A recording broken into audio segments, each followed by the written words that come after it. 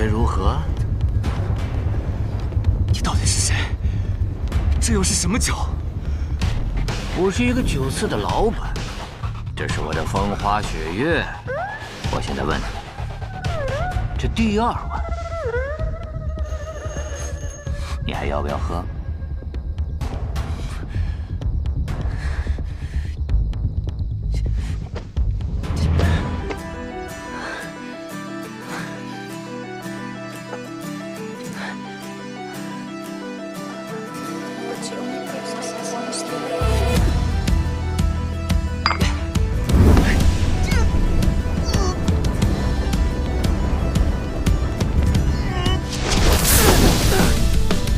脚下无尽的水，它游过这世间的纯洁。这第3碗，你可敢喝？寻人频率模糊了双眼，不顾一切向前，无法抗拒的心跳，随着呼吸改变。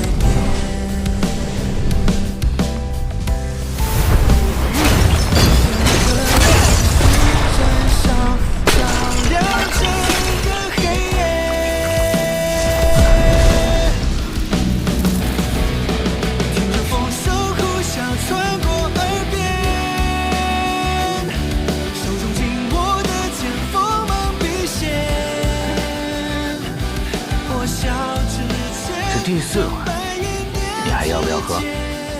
这碗喝了，肯定会死。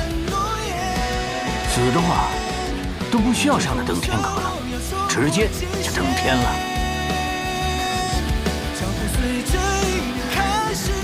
给我！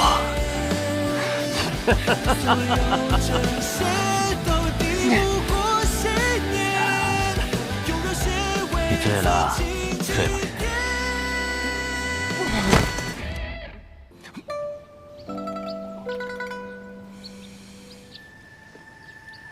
醒了，萧子。哎，那老板人呢？走了，寻酒坊去了。寻酒坊？他到底是什么人啊？你管那么多干嘛？人家助你连开3门火灼之术，你只需要记得他是一个高人，也是一个好人就够了。哎，说得对，走，闯登那阁去。哎，吃个早饭再去吧。哎，也对，吃饱了才有力气嘛。 走，走，吃早饭去。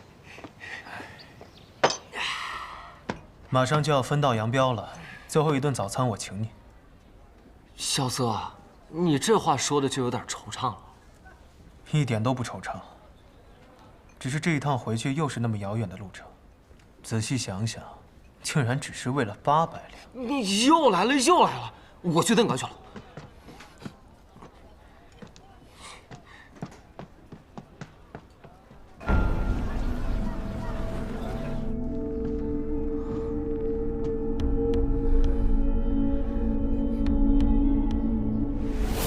雷云鹤，我师叔雷云鹤，他怎么可能出现在雪月城，还做了首个长老？这件事儿，你们的门主雷千虎也是知道的，也曾派人多次请他回雷家，可雷长老对雷家的人却闭门不见。至于为何，等你见到他的时候，自然就知道了。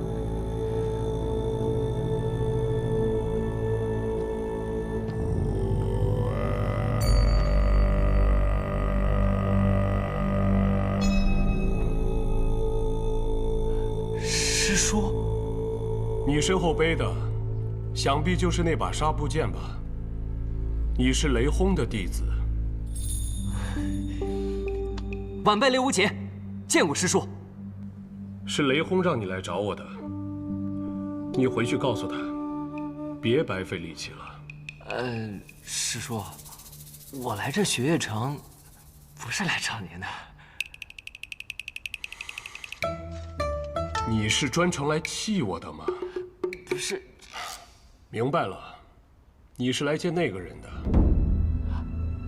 好，哎，还望师叔成全。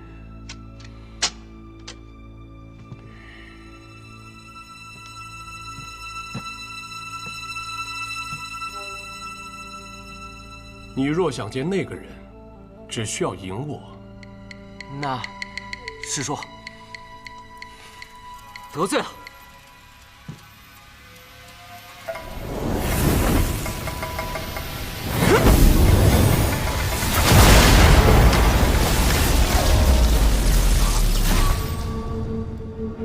凭你这火灼之术，是过不了我这15层的。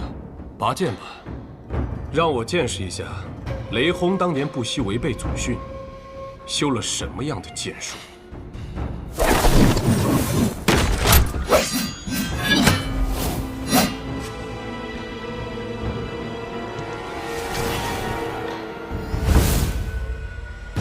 师叔，小心了！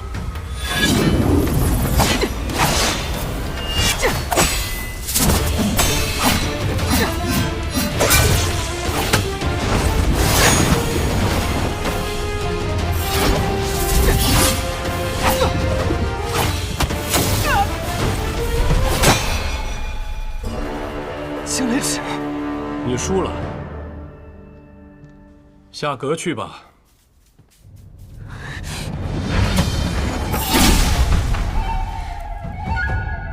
晚辈此番闯阁，有必胜的决心，还请师叔不必留手。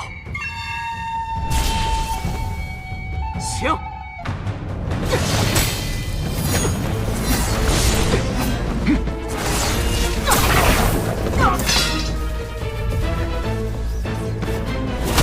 这小子不过区区金刚凡境，竟如此难缠。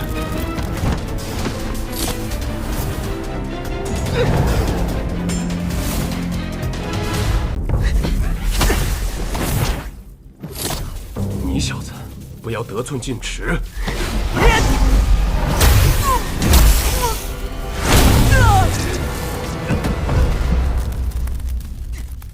或许你在这一辈雷门年轻人当中确实是天才，可是入了江湖，有的是能顷刻间取你性命的存在，不要太自大了。这我早就明白。我一路来到雪月城，见过了数不清的高手，我雷无间就是一路败到这里来的。但是我输得起。我相信，只要我还活着，总有一天我会赢回来的。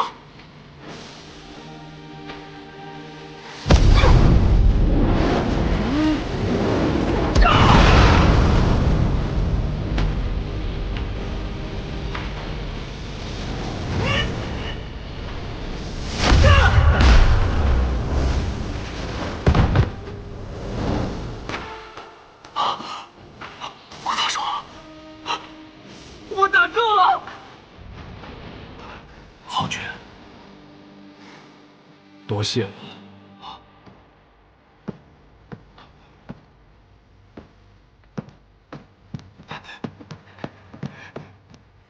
师叔，你看我刚才那算是……躲开一点。啊。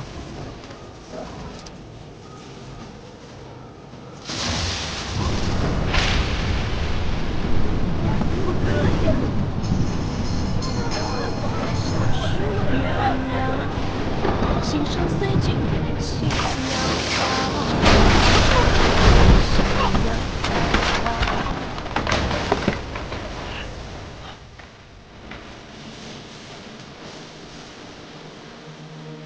原来如此，境界跌落，不是因为重伤，只是心退了。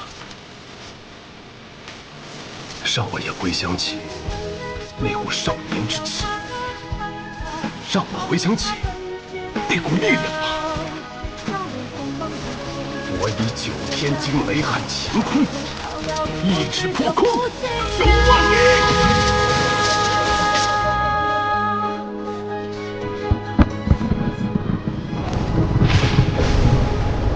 想不到，这15层的守河人竟然是雷云鹤。雷云鹤，他居然还活着！小师叔，雷云鹤很有名吗？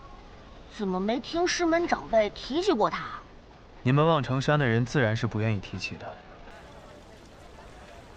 这雷云鹤当年可是号称9天惊雷撼乾坤，一指破空9万里，同雷梦莎、雷千虎、雷轰并称为雷门4杰。当年最出名的一战，便是打伤了你们望城山。上山之后，他要挑战赵玉珍，一指截断上山道，2指掀翻乾坤殿。这第3指，则是对上了赵玉珍的青霄剑。 却被一剑斩断了一条胳膊，从此销声匿迹，再也没有在江湖中出现过。传言他早就重伤而亡，没想到躲在雪月城。不过以他的武功，在雪月城当守阁长老，就算是剑仙要登阁也不容易啊。雷长老当年重伤，虽然保住了性命，可是武功境界却是一落千丈，如今只有自在地境的实力了。 原来如此，不过看他现在的样子，应该是恢复了吧？若是恢复了，那你这好兄弟可就完蛋了。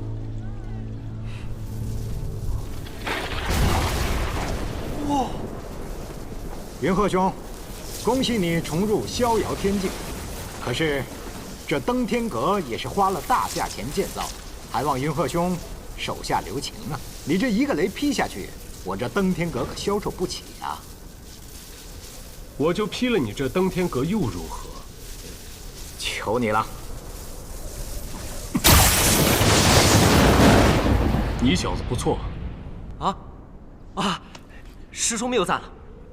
你想登上阁顶，然后带那个人去见你的师傅？哼，好，到时候我也去。啊？阿离。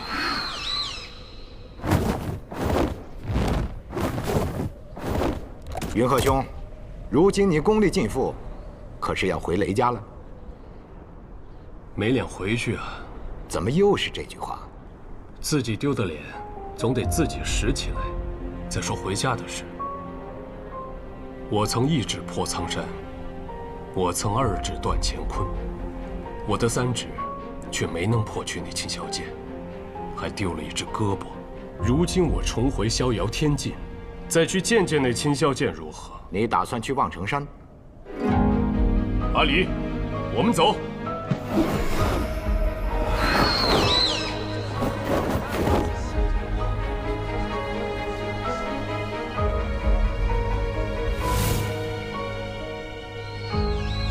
当年我持枪站在阁顶，满城风雨化为一枪，可有此风采？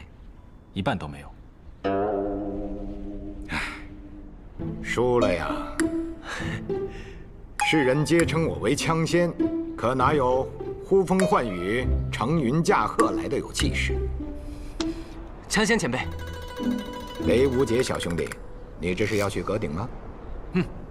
我雷无节此番前来雪月城，就是为了求见雪月剑仙李寒一，还望枪仙前辈成全。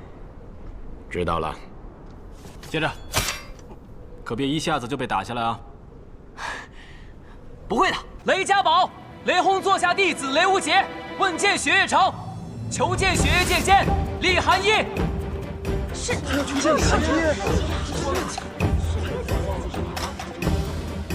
雷家宝，雷轰座下弟子雷无节问见雪月城，求见雪月剑仙李寒一。爹。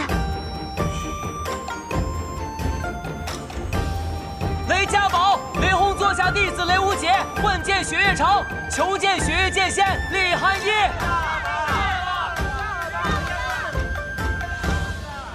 喊了半天，一个人影都没有，可真是有些尴尬。不管了，好不容易闯到这阁顶，一定要见了他。雷家宝，喊什么喊？吵死了！问见雪月城。 就凭你手里的这把杀猪剑，这是纱布剑。我现在已经来了，你出剑吧，让我看看，你到底有什么底气说出“问见雪月城”这句话来？好。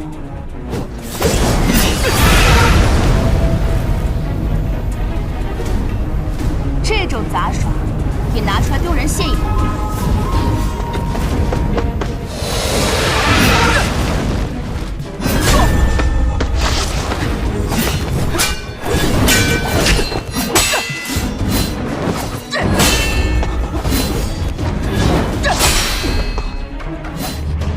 你的剑技橙子雷轰，大开大合，威力不俗，确实需要更扎实的基本功，不然就会破绽百出。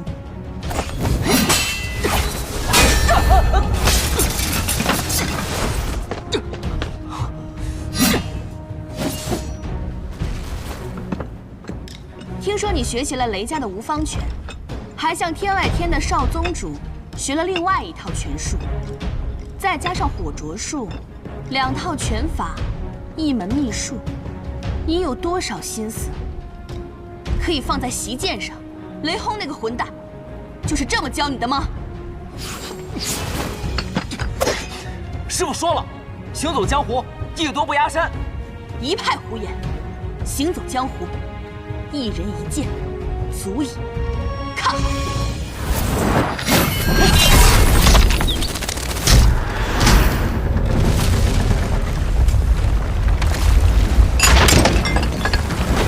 我的登天阁。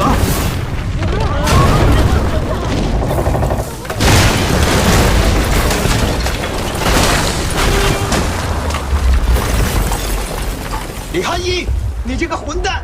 混蛋！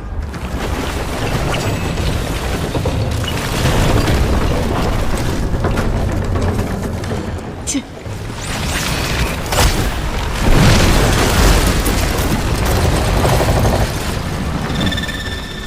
这就是剑仙一剑的威力。喂，你还好吧？还好。你是？我叫李凡松，也是来闯登天阁的。哦，你好啊。嚯，这就是剑仙一剑的威力，真是看得我起了一身鸡皮疙瘩，真想亲自接这一剑。会有机会的，我去了。问剑学院剑仙李寒一，哎，这来闯阁的是我。你要问剑剑仙，得从第1层登起啊。望尘山赵玉珍门下弟子李凡松前来拜会雪月城，问剑雪月剑仙李寒一，请雪月剑仙赐教。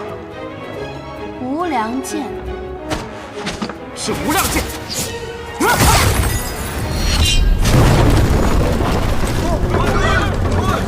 李汉一，我要跟你拼命！不要拦着我，李汉一，我的登天阁。去。李汉一，你陪我登天阁，我跟你拼了！我的登天阁呀，天哪！李汉一，你给我等着，我跟你没完！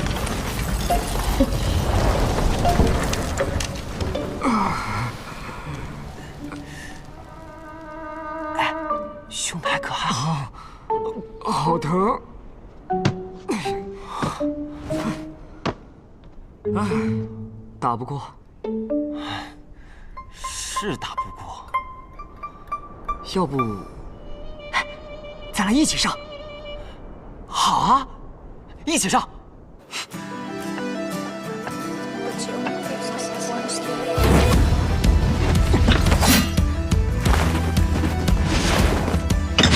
雷家堡雷轰座下弟子雷无极前来问剑雪月城，赵玉珍座下弟子李凡松也来问剑雪月城。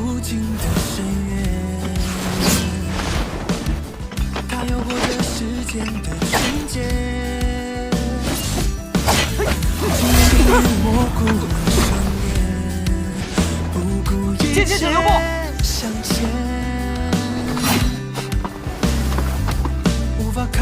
无极还有一剑，请剑仙试之。凡松亦有一剑，请剑仙试之。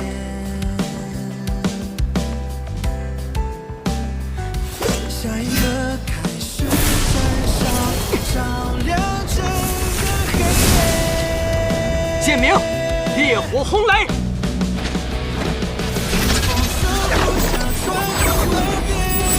剑名无量天罡。我也有一剑。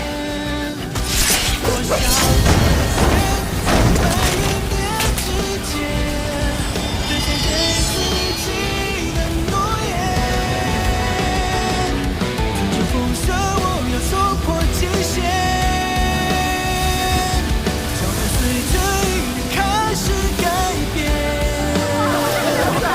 所有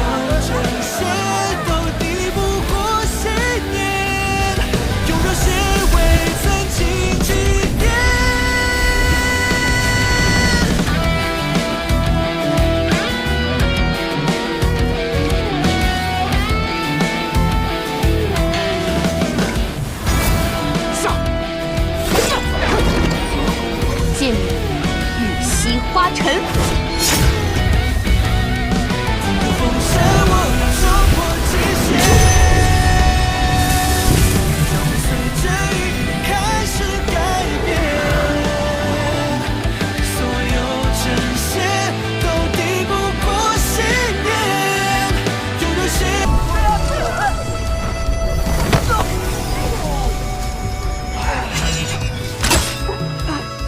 剑仙一剑，冠绝千古。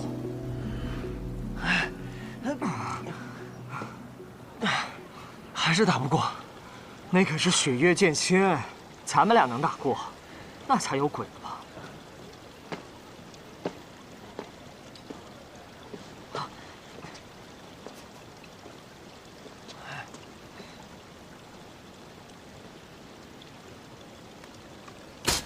这柄剑叫什么名字？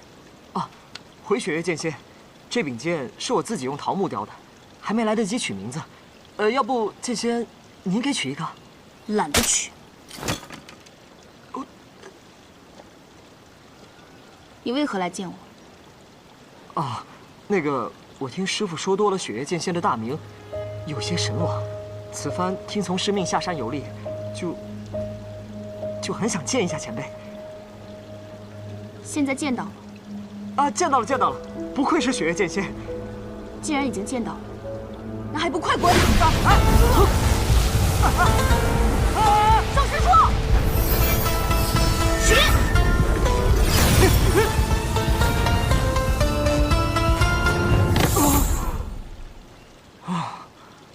大龙相立。望城山李凡松，见过三城主。望城山飞轩，见过三城主。你们要见的人已经见到了，便早些回去吧。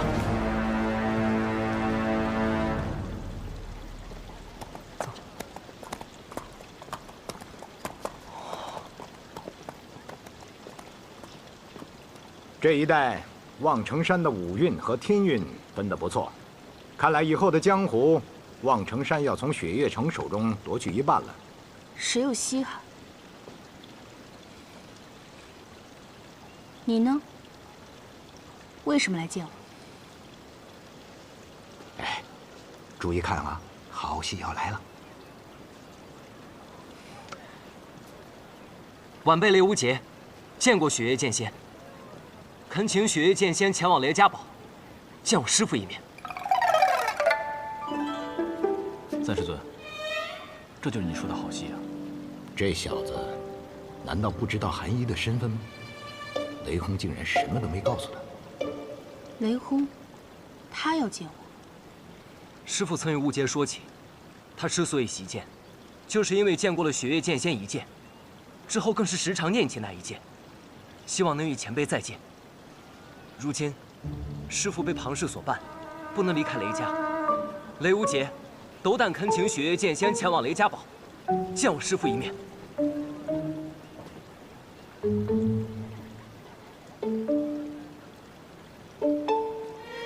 好，我随你去雷家。不过我有一个要求。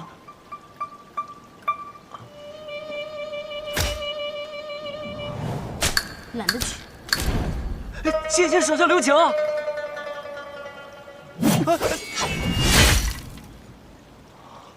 很简单，你做我的弟子，什么时候能接我三剑，拿回这把纱布剑的时候，我就随你去见雷轰。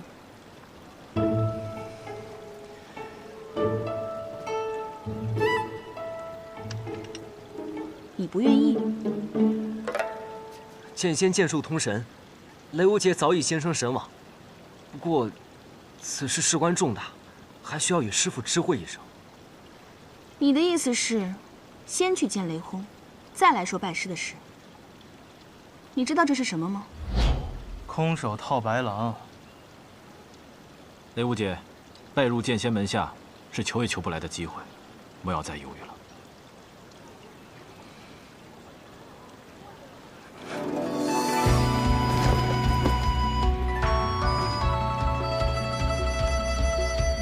弟子雷无节，拜入雪月剑仙门下。如若他日雷轰师傅责怪，雷无节便已死。以谢二位恩师，授业之恩。傻子，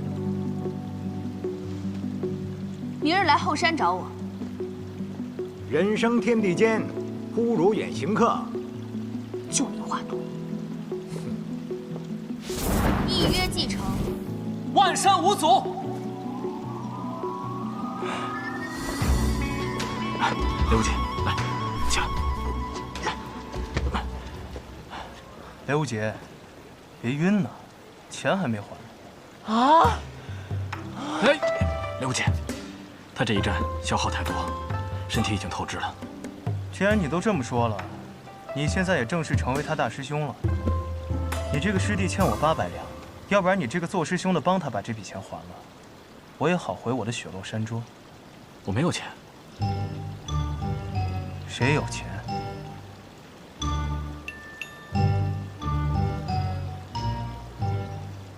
来，走。没错，雪月城上上下下所有的金钱开支，都是由我来负责的。那就好办了，800两。听唐莲说，你的名字叫萧瑟，是又如何？好名字。少拍马屁。该还钱还钱，我着急赶路。萧瑟，你钱自然是要还的，只不过在下想请萧兄弟到雪月城稍住几天，我心中还有几个疑虑，想要向萧兄弟请教。我若是不从呢？难不成要以武力威胁我？自然不会。想要萧兄弟进入雪月城，在下的确是有私心的。什么私心？长风不才，想收萧兄弟为徒。阿爹，你说什么呢？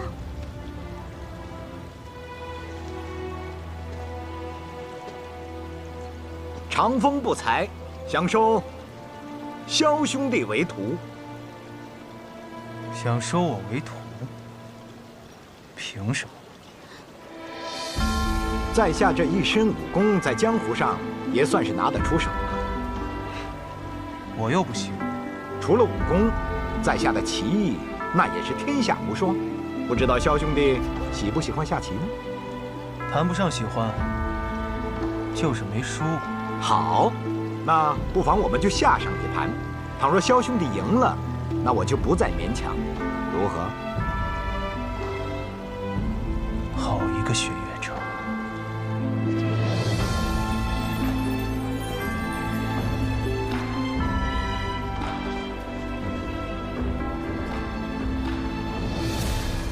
你当初就是这么骗落霞仙子留下的？愿赌服输，这哪是骗呢？请吧。围棋乃是鬼道，并非大道。想不到堂堂3城主，竟如此沉浸鬼道。若以4城为棋子，天下为棋盘，可算大道？3城主好大的谋算。不过萧某志不在此，在萧某看来，任何谋算都大不过银子。志不在此，还要银子，我就不明白了。虽然有别的用处，若不想给，那就算了。这样吧，只要你能拜我为师，我便让你统管雪月城的财物，如何？3城主好魄力，值得吗？这是雪月城的选择。月俸800两，不够。那你说多少？一共800万两吧，待我出城之日一并给我。 800万两，你不如直接说让你当城主好了。好，成交。既然你心不在此，但是以4城为棋子，天下为棋盘的棋局已经摆好，我们所有人都是棋子，你我都不例外。那只是你觉得。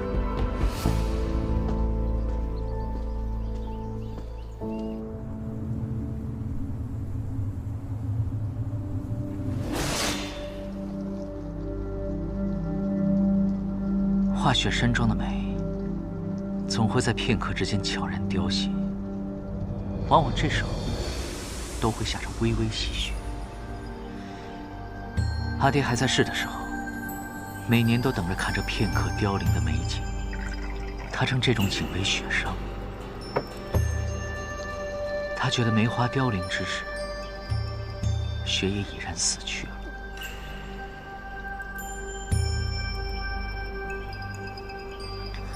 本来等了许久，想看这场雪殇的，只是你竟一刀将这些都给斩了。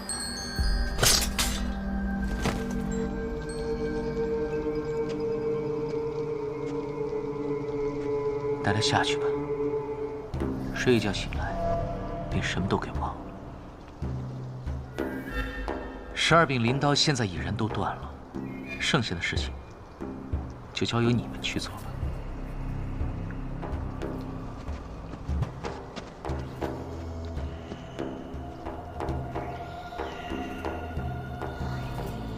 宗主，关于你的那几个朋友，刚刚有一些新的消息传来。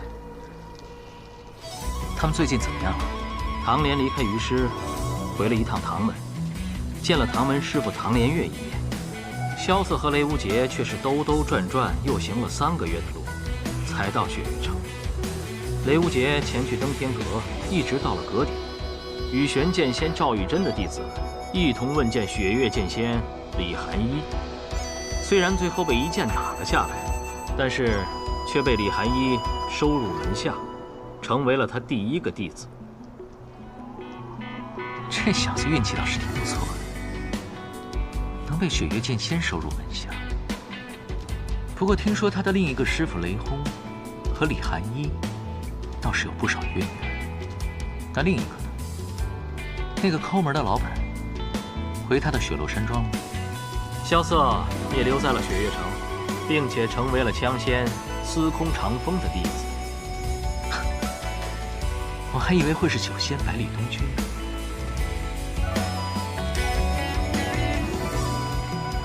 我那几个朋友，想必很快就会名震江湖，真是期待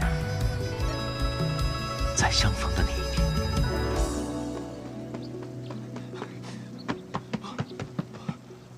萧瑟，醒了？我睡了多久啊？1天1夜了。这么久？那你在这儿等我，是要跟我道别啊？哟，这么想让我走啊？是不是知道自己赔不起那800两，想赖账？不是，那个，哦，我找大师兄要去。去吧。那你等着。要什么呀？三师尊已经给他钱了，小心被他骗了啊！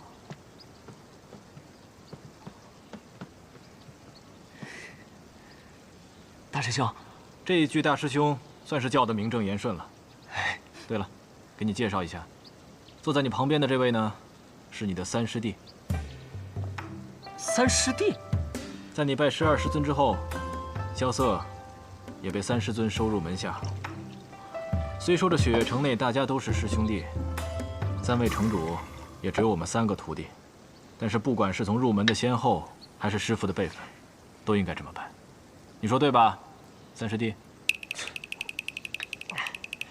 想不到呀，我竟然能和萧瑟兄弟成为同门。本来还想着这一路走来，你要跟我道别，我还有点舍不得。现在好了，我们可以一直在一起了。谁跟你一直在一起？滚一边去！雷兄弟真是少年心性。我跟你们2个说，咱们3个就一起闯荡江湖，就像那3位老城主年轻的时候一样，也去搞个天下第几当当。我觉得不错。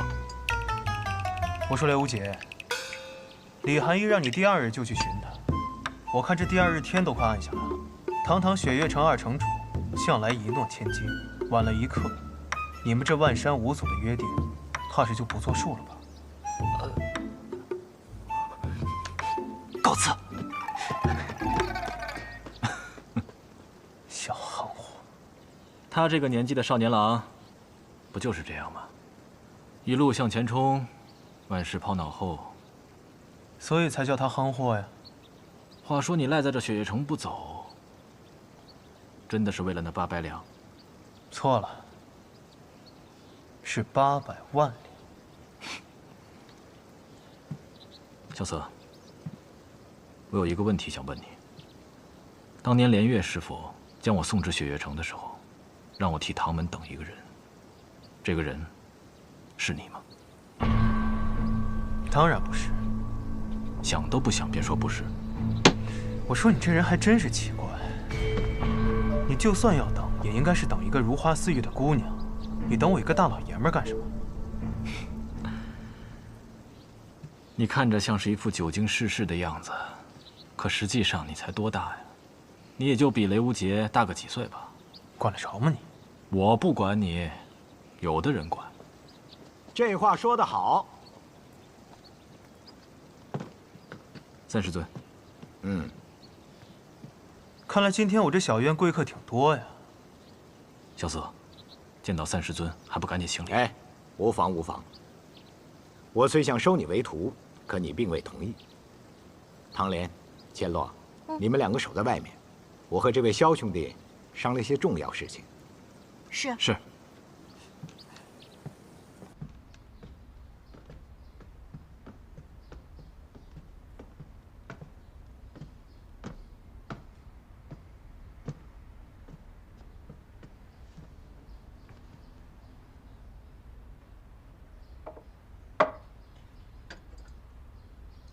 我发现，你似乎并不喜欢我。我为什么要喜欢你？因为你是天下独一无二的枪仙吗？是因为那件事情而怪我？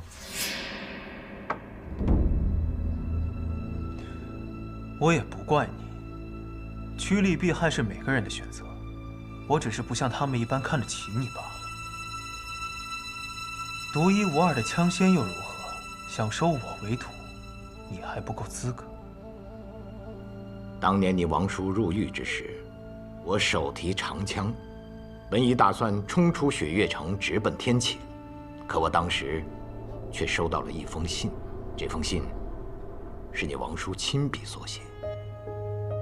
王叔信上说什么了？他要我接下来无论发生什么事情，都要留在雪月城。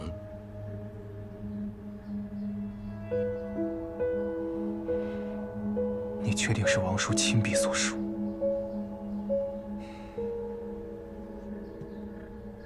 你王叔的笔记，你应该比我更清楚。龙飞凤舞的，天下间无人能够模仿。我本打算不听他的，可当年他却号称算无一策的卿相公子。我想，这或许是他计划中的一个环节。我倘若去了，或许会破坏他的计划。可是我万万没有想到，他却死了。谁也不会想到这个结果。我真的很后悔，我当初就应该把他的书信撕得粉碎，然后冲去天启把他给救出来。可是今日，我绝对不会再做让我自己后悔的事情。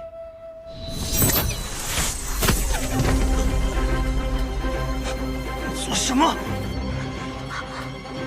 哎，千洛，放心，3世尊一定不会为难萧瑟的。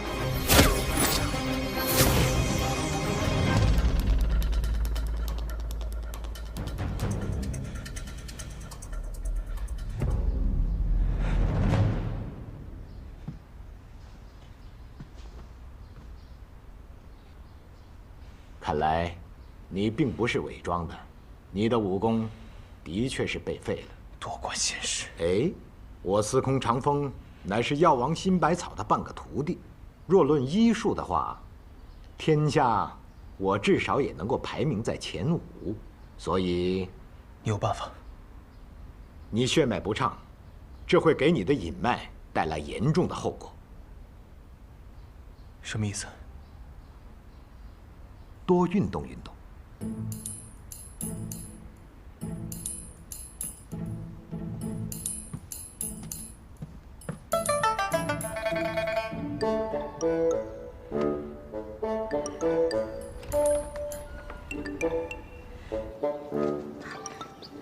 阿爹，你没有揍他吧？你说呢？哎，杰罗，你不是说最近练功没有对手，少了一些激情吗？阿爹，你怎么突然提这个呀？这个萧策啊，轻功身法不错。哎，你的枪要是能够追上他，那便提升了一个境界。我刚才已经跟他说好了，以后啊，你们两个一起练功。我什么时候说过这样的话了？千洛谨遵父亲之命。嗯。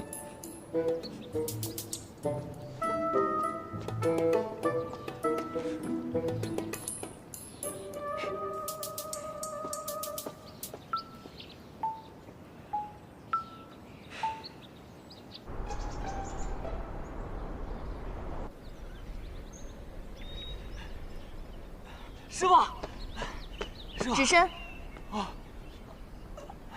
为何来的这么晚？我太累了，睡过头了。跪下。哦。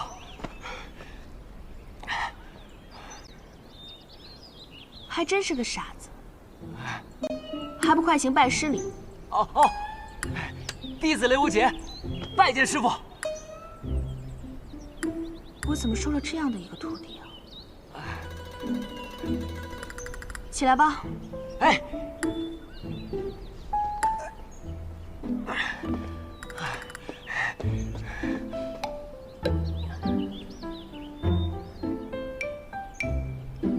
雷无节，弟子在。身为剑客，你可知道自己是为何拔剑？为何拔剑？有人拔剑是因为想做英雄，想以一剑之威势平天下不平事；有人拔剑是因为畏惧，因为他不拔剑，其他人就会拔剑。如果不想死，就只能拔剑。那么雷无节，我问你，你是为什么而拔剑？师傅，这个我还没有考虑过。那你当年为何选择练剑？那日我看见师傅长袖一挥，一柄火红色的长剑冲天而起，那一道红光竟将云彩都染得通红。我生平从未见过如此玄妙的剑术。那时师傅便问我是否想要习剑，我都没有犹豫，只因那刻一剑之美而震撼。对，剑是这世间最美的事物。你师父若不是见了一剑之美，现在也不会落得这般田地。可你说的是习剑，我说的是拔剑，两者却是不同的。习剑可谈风流，而拔剑就只能问生死了。生死是，江湖上生死倒是一件很简单的事情，就好像一言不合便要拔刀相向，刀剑把脖子一抹，死了便是死了。但我雷无节不认同这样的江湖。江湖胜败常见，生死又是何必？所以，拔剑可以论剑道，不言生死。你不想论生死，可如果别人对你拔剑，想要你死，那么你就这样去赴死吗？那我就……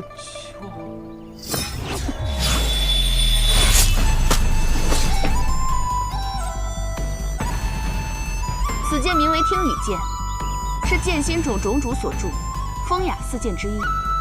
为师赠予你了，就当是拜师礼。听雨剑，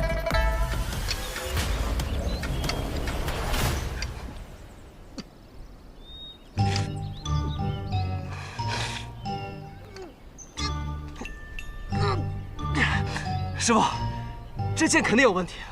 听雨剑它是有灵性的剑，它是认主的。你心中没有拔剑的意志，所以拔不出它。听雨剑，那可是你初入江湖时得到的第一柄宝剑呢。看来你对你这个徒弟，还真是舍得呀。可是我这几日，不论怎么逼他，他都拔不出那柄剑。你是不是特别希望他在跟你对决的时候拔出剑来？生死一刻，长剑怒出，这是最好的方式了。哎，怕就怕人不是为了自己拔剑，而是为了别人拔剑。不提这些了，你最近重拾医术了吗？看这些经络图做什么？我也收了一个徒弟，但阴脉受损，用不出武功了。这般严重？是啊，我写了一封信给谢轩，看看他那边有没有什么合适的法子。哼，那个臭书生。哎，他要是真来的话，你可千万不能找他比武哦。你徒弟拔不出剑来，你不好好教他，怎么让他跑下山了呢？是我放他下山的，我想让他好好的悟一悟这拔剑的真谛。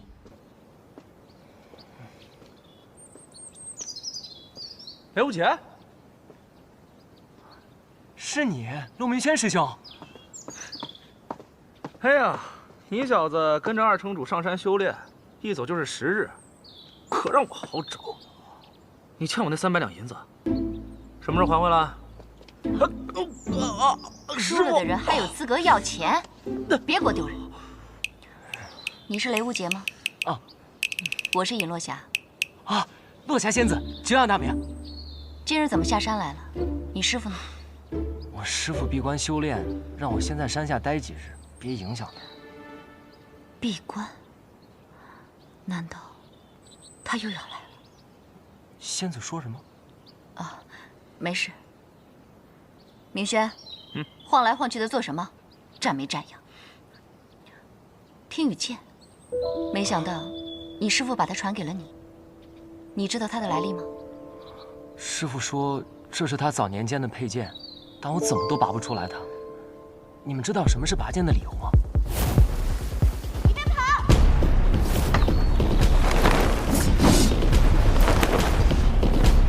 嚯，你是比一只快。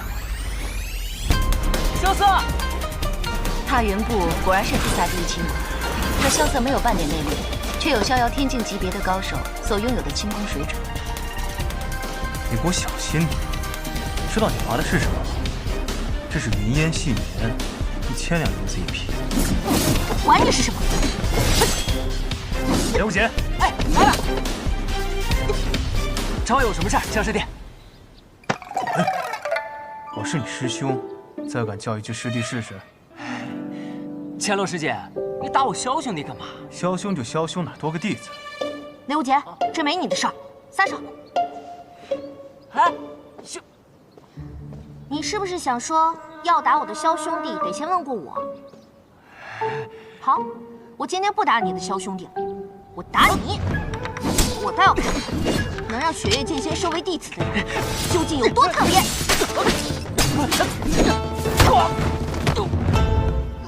萧瑟，打不过啊！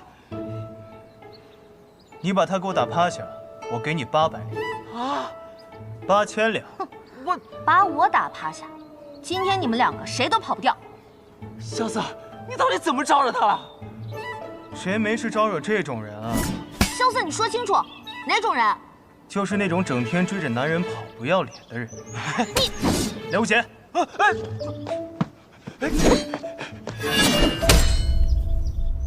这都留不住人，太委屈这把银月枪了。刚才那一下肯定能留住他们的。嘿，你可别逗了，刚才那一枪你是故意丢歪的。不止今天，过去4天，每一天都是扔歪的。哦，好，看我今天怎么收拾他。他们。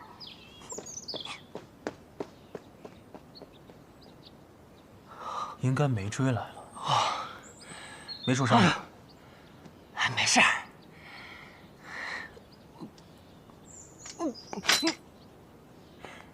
哎，这可是云烟细棉，很贵是吧？倒也不是，主要这个不吸血。哦，走吧，带你去找点水擦一下。走。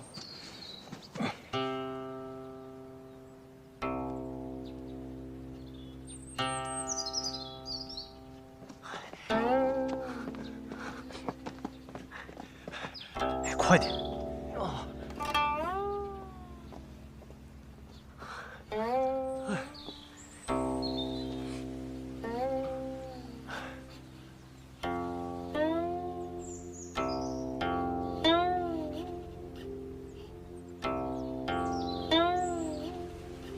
路过此地，冒昧拜访。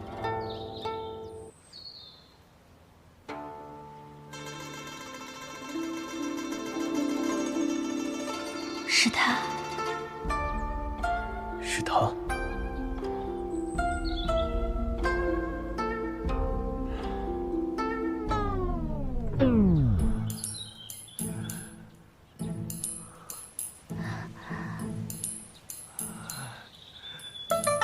刘姐，你流鼻血了。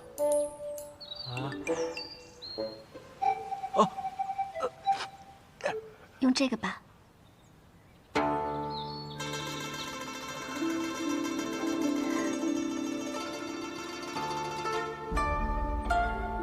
不用，我自己可以的。这是罗姐，这条手帕至少80两。不用，真不用。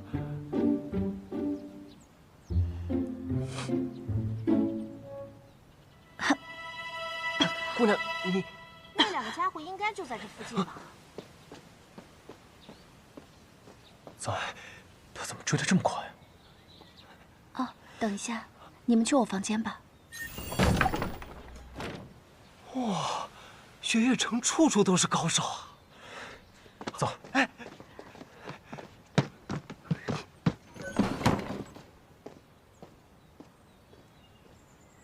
叶姐姐好啊，千落姑娘。叶姐姐可有看到两个臭小子逃到附近啊？是什么样的两个臭小子？一个穿着红衣，拿着剑；一个穿着青衣。反正看起来就不像什么好人的样子。啊，倒是没有见到。若是见到了，会告知千落姑娘的。这2天天气有些转凉，叶姐姐身体不好。就多在屋子里歇歇吧，我就不打扰你了。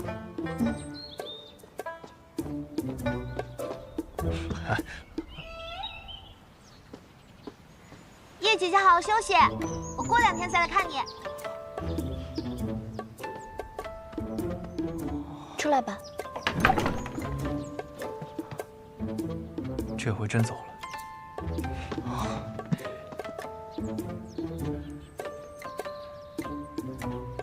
多谢姑娘，敢问姑娘尊姓大名？举手之劳而已。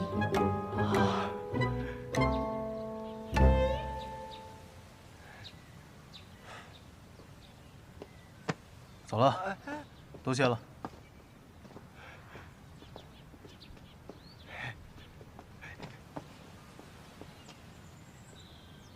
许久不见了，小楚河。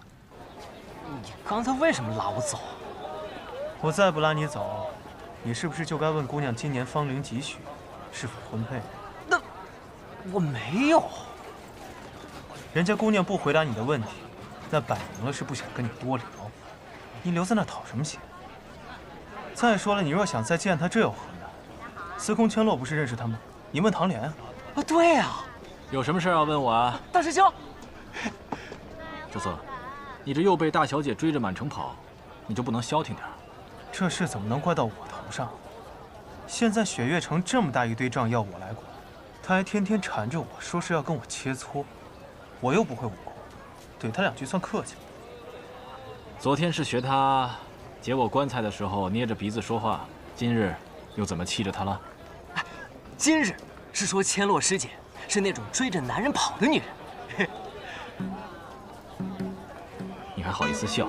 连个千落都打不过，真不想当你这个大师兄。谁说的？若是纱布剑在手，我至少能跟他打个平手。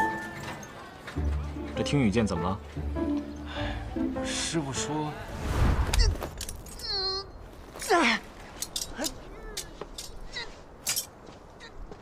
不对，都说了不是用力气拔。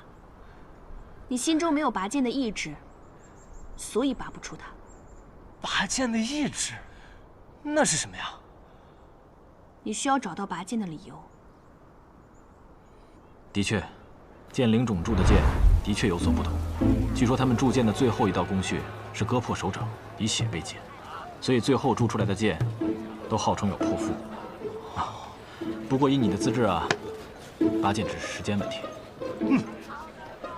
难得有机会下山，不如我们几个去喝一杯。哎，这样也好。我还有件事想要请教大师兄呢。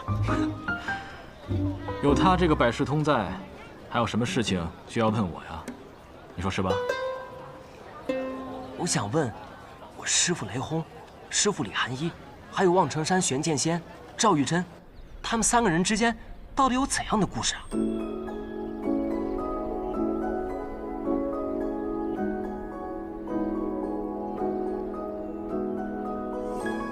姑娘，你是谁啊？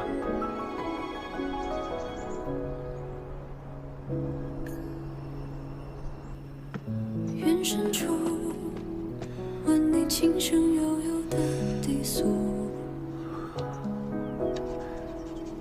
残霜月，皆化作梦中一幕。奈何一念相逢，一念离别，难渡一生劫。风花雪月，不过前世今生缘。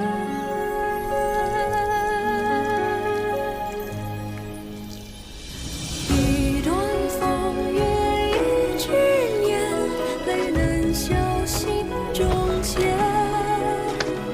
情深不寿，与谁诉离别？一生所念半生缘，天不老，情难绝。蓦然回首，你在等我阑珊。姑娘，你是谁啊？你怎么知道我是姑娘？不过换了男装，还贴了2撇假胡子，只有那守山的小道童才会被骗吧？你就是赵玉珍。对啊，我就是赵玉珍。要不要过来一起做？一会儿就能吃桃子了。桃子？对，我将离火镇心诀注入我这桃木剑中，插在树下，再过半个时辰，就能长出桃子了。离火镇心诀，望城山的至高心法，你居然用来种桃子？那不然，练它做什么？我是雪月城李寒一，听说你是望城山开山以来最年轻的天师，我想来找你问剑。雪月城，李寒一，这6个字放在一起，可真是够冷啊！可别耽误了我的桃子长大。废话那么多，看剑！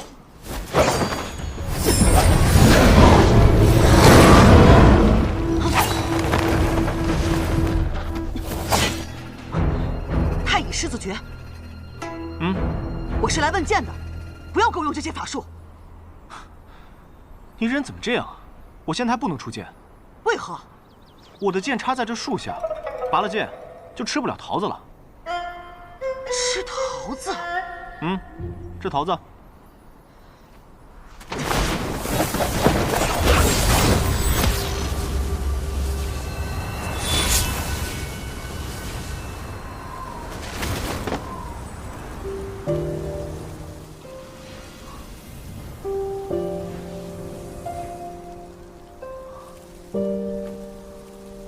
让你吃个屁！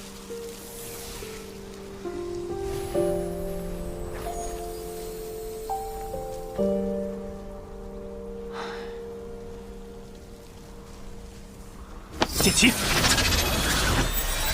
我的定剑怎么了？